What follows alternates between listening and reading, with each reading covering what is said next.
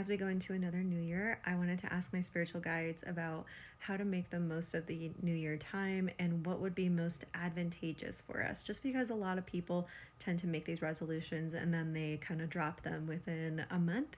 And so, and then they're discouraged and they feel bad about themselves and they're like, why bother? So I brought in one of my guides and he's going to give us a little bit of advice. He's saying, first of all, be gentle with yourselves. And he's saying, we will talk about more of this on the podcast this week, which is linked up in my bio. But he's like, we really want you guys to be a little bit more, he said, like, take your hands off the wheel a little bit more. And he was like, a lot of you guys need to realize that your resolutions that you're coming up with, when we say take your hands off the wheel, we mean like your mind is too like all over it. You're creating resolutions and goals that have nothing to do with your best and highest. They actually have to do with kind of more of that like ego part of ourselves, the part of us that feels small and scared and sad. And that ego part comes from the larger culture usually. Societal influences that are kind of like there to steer us out of our best laid plans as in terms of our soul's paths go. And so he's showing me your soul's path and your soul's plan is actually the best and highest thing to follow, but a lot of people don't even know that that may be different than the goals and the dreams that they have in their head. And so he's saying now it's going to be one of the best things you can do is kind of say, as you're going through different goals or intentions that you're setting for the new year, where's this actually coming from? Is this coming from me or is it coming through me from the divine? Is it coming from my mind and things I think I'm supposed to do, which is usually going to come out of fear or shame? Or is it coming from something bigger than me?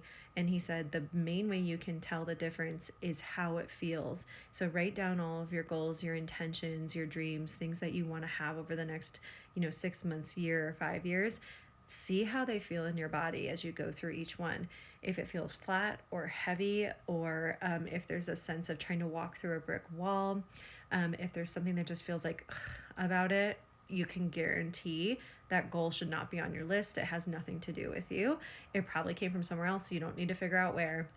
You just need to know to say no to it, and then it's okay to say no to it, even if you previously thought it's something you should say yes to. And he's going, on that note, if you are saying I should or I should not, that is definitely not your goal, because our goals will never come from a should. Okay.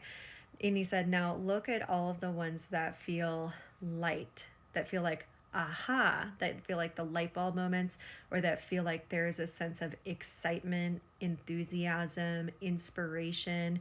Like, what would be super fun? What would be really rad? Or just like, oh yeah, that seems really, really neat. I wonder if I could do that. He said they will be things that feel more natural, even if they're going to be a challenge. It's like a fun challenge. It's the type of challenge you're up for, you're excited about. And he's talking about, my mom just got her PhD in the last several years. And during the pandemic, she was like studying for her PhD, which is something she'd always wanted to do. And he said, now your average person would probably be like, what? No.